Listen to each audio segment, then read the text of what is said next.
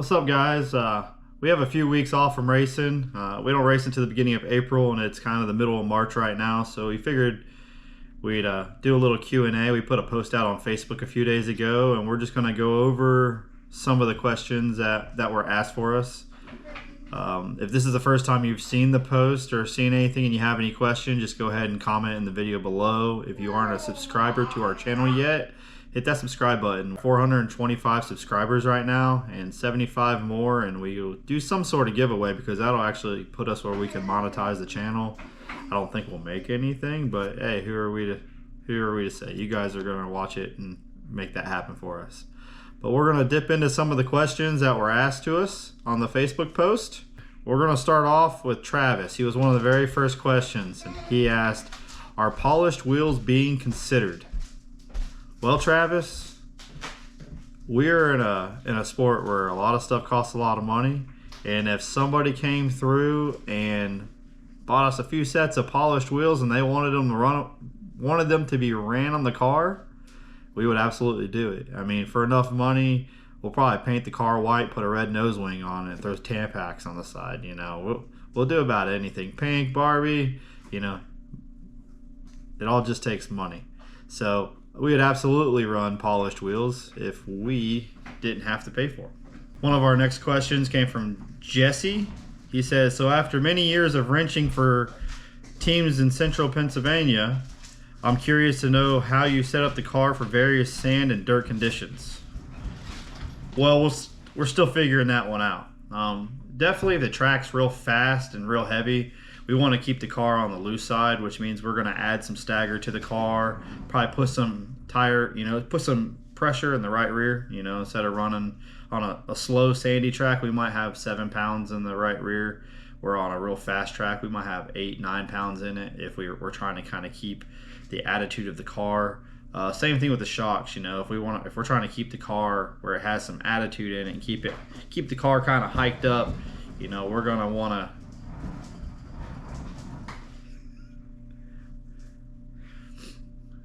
to keep the car where it has a lot of attitude in it so that, we can keep the car where we can drive it through the corner. The faster we can be is really the straighter we can be. If we can, on a big track, the less input that we put into the steering wheel is going to be the better for us. We can drop the nose down, which is something, going to the 360, something that's been real big is kind of finding your nose height. The motor's lighter, and this is something that I'm learning. And it actually has the power to kind of pick the front end up. Hi, Braden. You doing all right? Little man's he's strolling nowadays. He's been hitting the chip the last couple of days on this walker, figuring it out. But keeping the car where it drives as good as possible. And also, not having to put a ton of wheel into the car is really going to help us. Sand conditions, I definitely got to get better at that.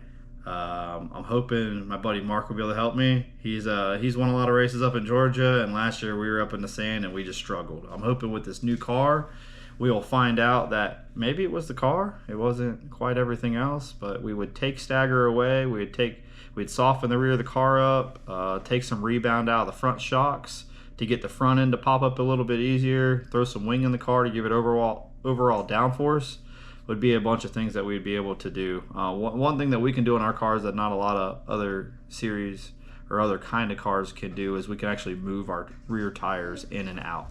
So, if I want to tighten the car up, I can, take the left rear of the car and kind of push that tire out to change the roll center of the car so that when it goes into the corner, that's farther out and it actually will put more pressure on the right rear. We can pull the right rear in, kind of do the same thing. Or if we're trying to loosen the car up, we can change the roll center of everything and push it all over to kind of get the car to keep its wing angle. Just some simple things. I probably could explain that a little bit better, but if you got any more questions, just put them down below. We definitely ride heights, tire pressure, shock adjustments, tire spacing, wing angle. I mean, those are your 5 basic. You can put rounds in and out of the torsion bars in the front end and do a lot of stuff with that. Eric asked, before the decision to go 360 for Top Guns, was a 305 considered?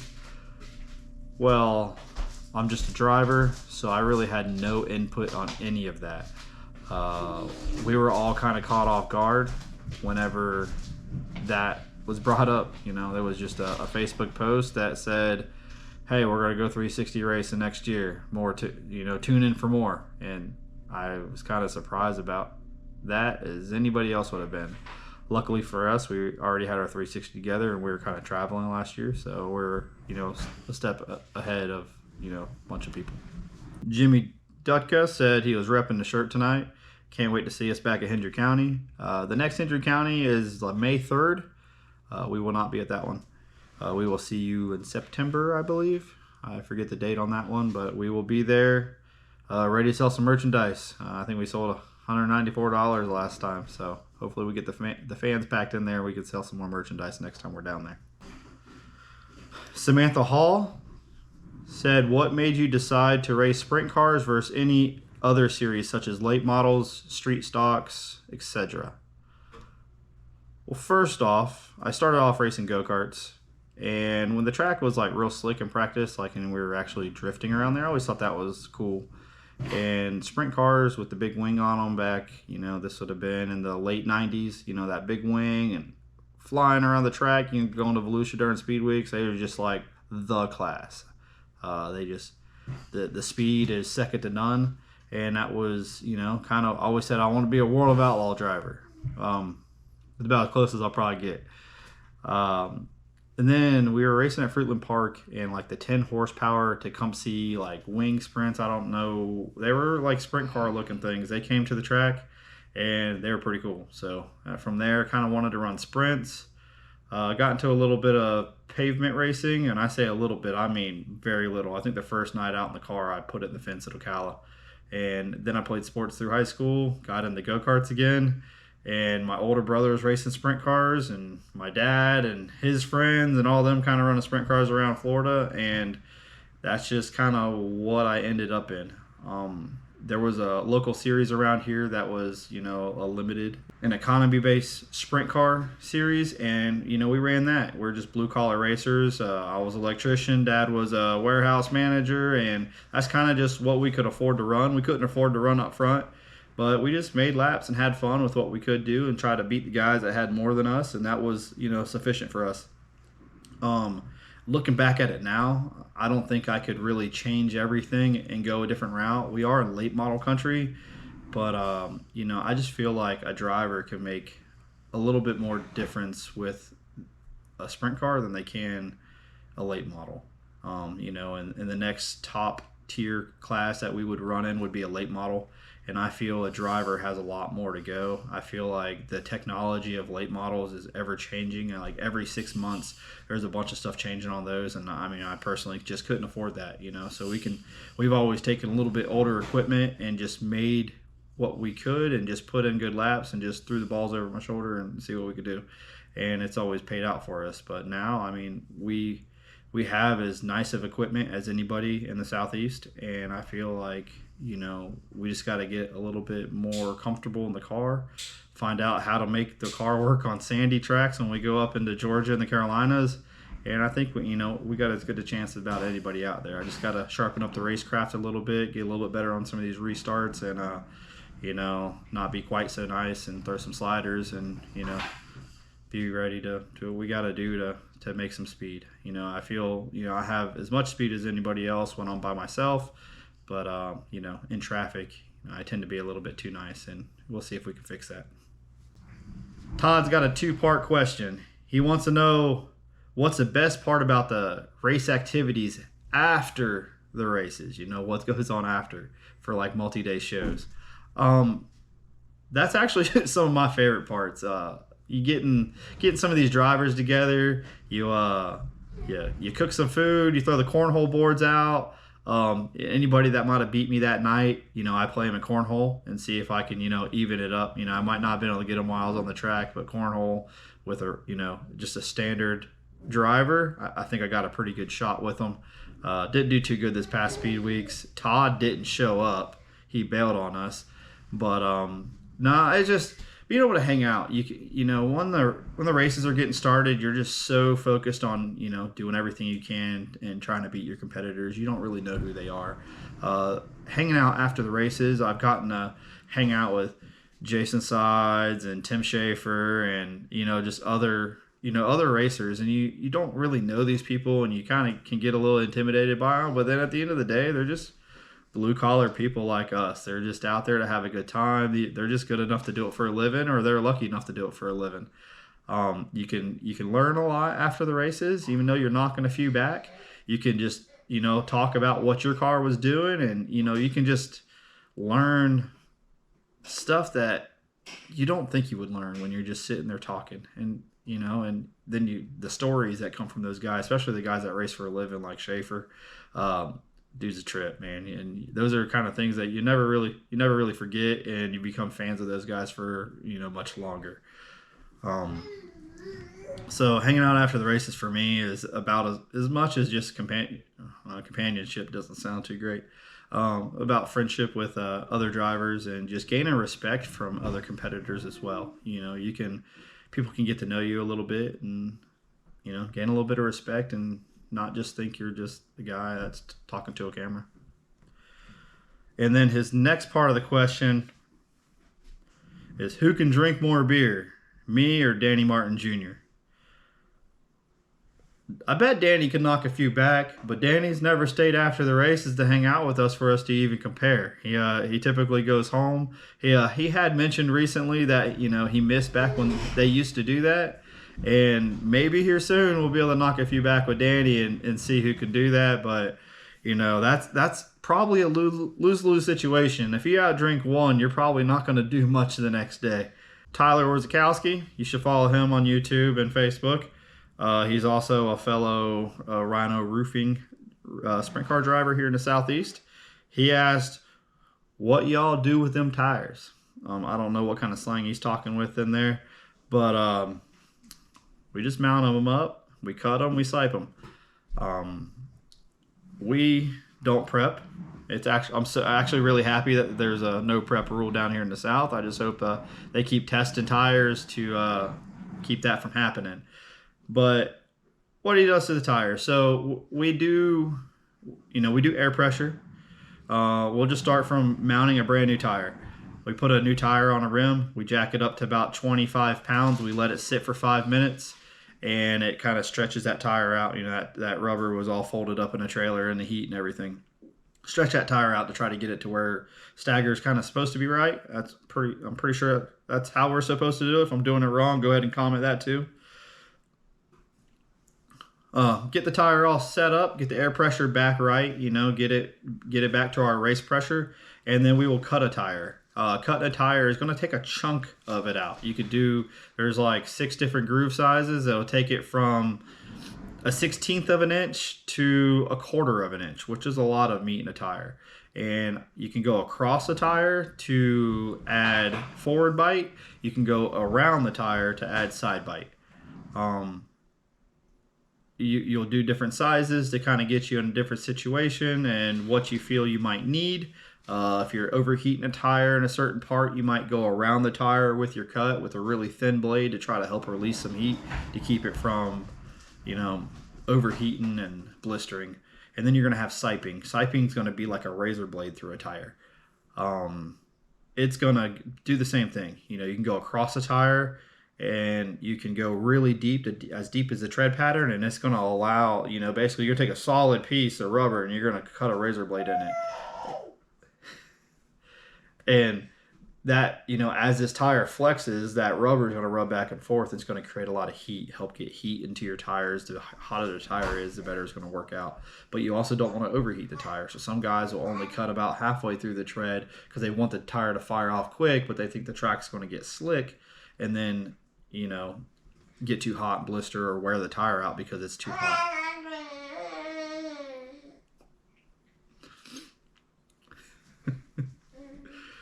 And then, so for a track that's got, that's real bit up, you could put a lot of grooves into it and try to add some bite to the tire. A track that's really slick and real glossed over, you might just want to put some sipes into it and some really small really small cuts through the tire to, you know, help keep as much surface area of the tire on the track to help you, you know, have as much bite. Hey, yo. Rob, you asked, how do we figure out gearing and stagger for each track? You kind of just keep a notebook of everywhere you raced, and then you go to a track and you compare it to another track. So, you know, we run a lot of laps around East Bay, we run a lot of laps around Volusia, and we've got a lot of laps around Hendry County. Those three tracks got a lot of different, you know, there are a lot of different characteristics between the three. So we will kind of say, hey, this track's a little bit smaller than East Bay, put just a little bit more gear.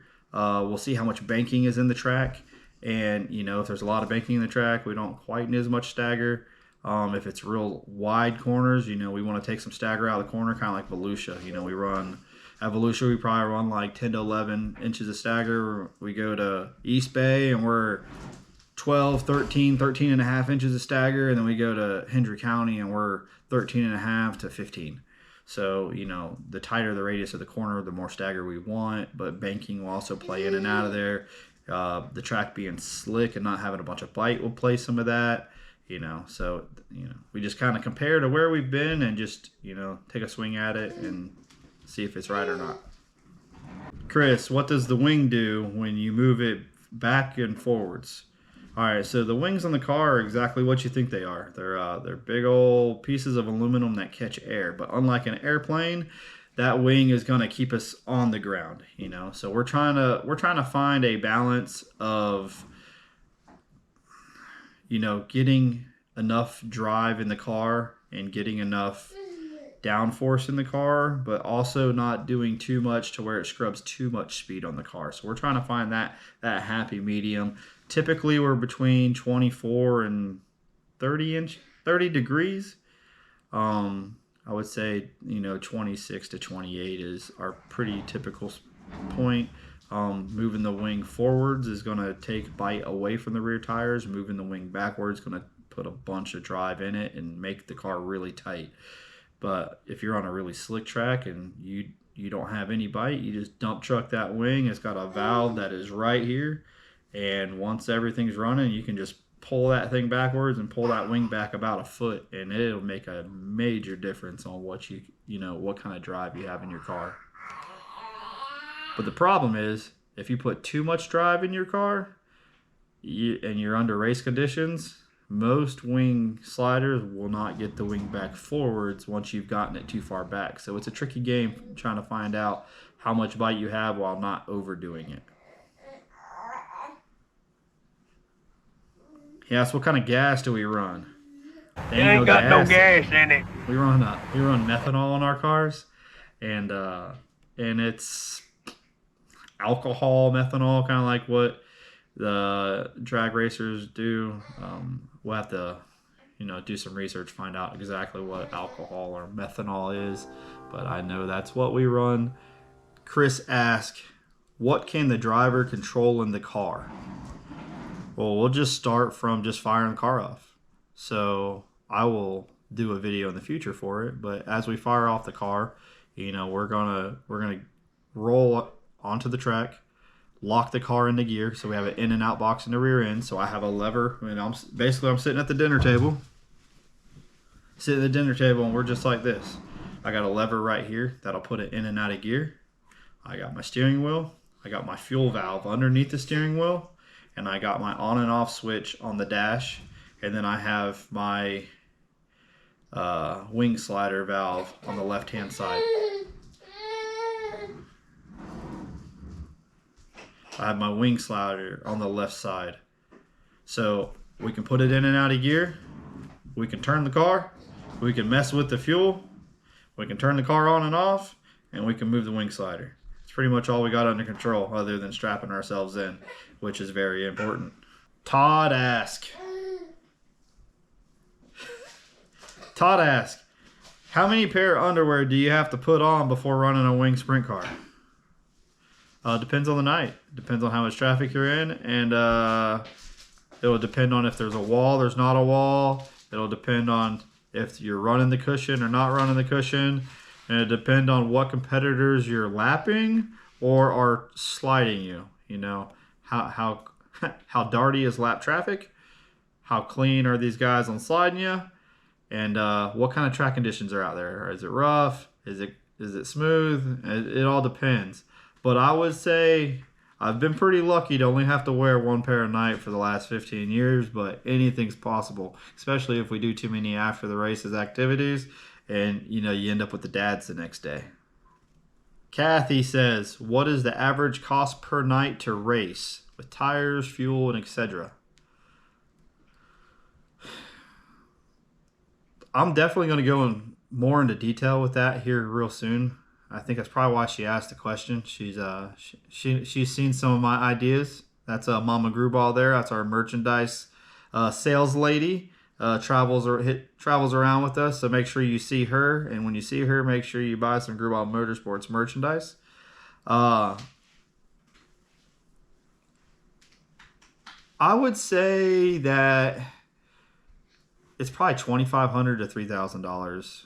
I'd say $3,000 for a 2-day weekend, maybe $3,500. If we're racing close like Volusia, I think it's going to cost us about $1,500, but it's really going to depend on tires. If we have to buy tires for the event, that's just rear tires is $750. You're gonna have pit passes. You're gonna have food when you go out of town, hotel stay. Methanol is $260 for a drum. That'll last us about 2 nights if we don't have to run too many laps and we're not burning up too much fuel. Oil is $160 a case. We get 3 nights out of one oil change, and we can do like 1.5 oil changes in a case. I think our number is going to be about $2,500 to $3,000 for the weekend, but we're definitely going to see what that really is here at the beginning of April. So keep an eye out for that video. Gonzo's Racing Pipes.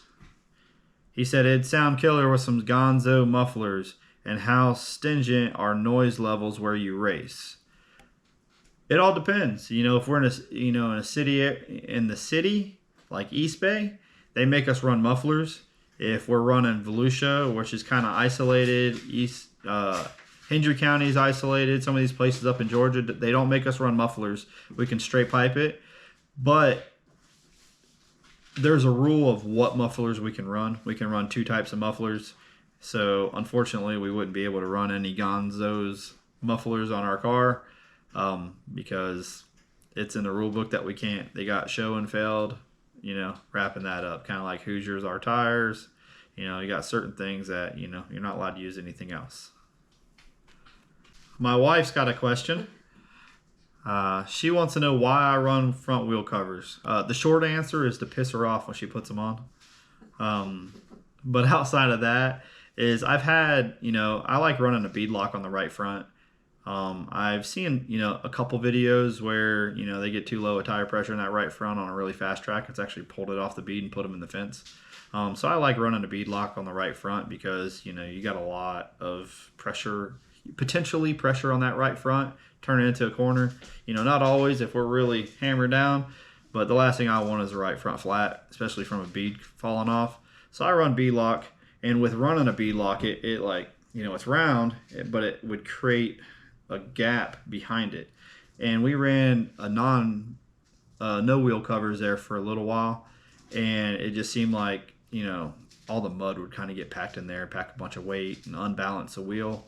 If you followed us from earlier this year, we actually had a wheel balancing issue when I jumped a cushion. So for me, I run the wheel cover really just to keep mud out of that right front and keep it as balanced as possible, as light as possible. And also, every flat edge is going to grab you some sort of side force. And I know that's the answer she's looking for. So any kind of flat edge is going to help deflect errors, consistently. And, we'll look for any edge that we can get. And plus, I think they look really cool.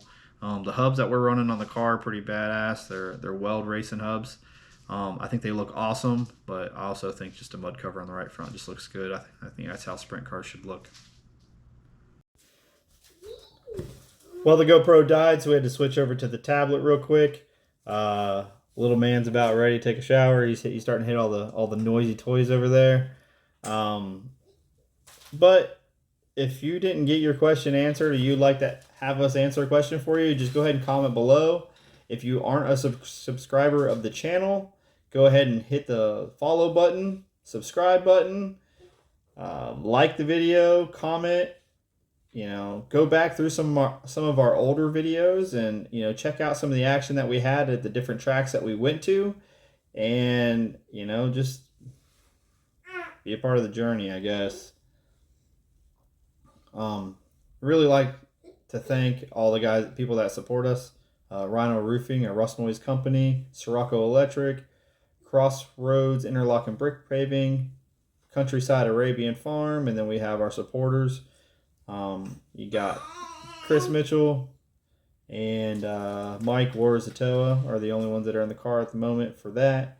But we got a lot going on. We got a couple weeks until we're racing. The car's real close to being ready. We just got to do some things around the house and get the car buttoned up the rest of the way. But anyways, our next race is going to be Carolina and Cherokee with the USCS Sprint Cars the first weekend of April.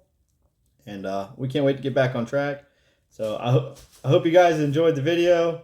It's a lot harder to look into the camera and talk like this for 20 minutes than it is do little short clips at the racetrack where you're expected to have background noise, not a quiet spot where you can hear everything going on. So I can't wait to get back to those videos, but we got a few things that we're going to do until then. So I hope you enjoyed this. Follow us, subscribe us, like, comment, and do that good stuff.